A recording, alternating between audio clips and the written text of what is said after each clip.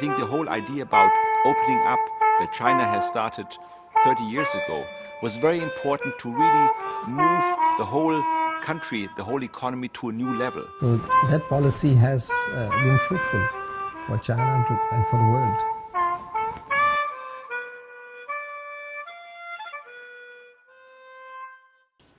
So the interaction between the global economy and the Chinese economy is an inevitable consequence of economic development being prioritized.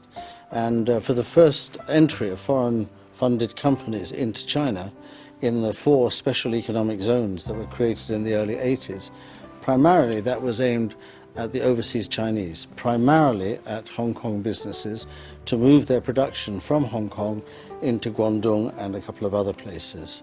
And then later, as that was shown to be successful and in the interests of the Chinese people and the Chinese economy, so it was broadened to other countries, other peoples, and a wider area of activity. You know, openness has to do with really creating opportunities for many different players, which also means more competition. More competition means higher productivity, innovation, better ideas, better growth, better standard of living.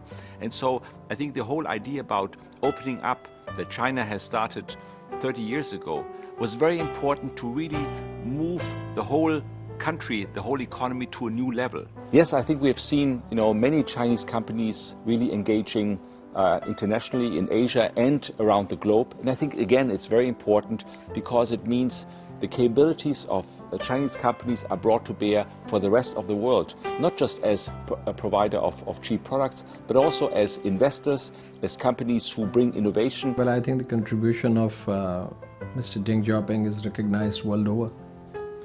And he started the process of opening up of China.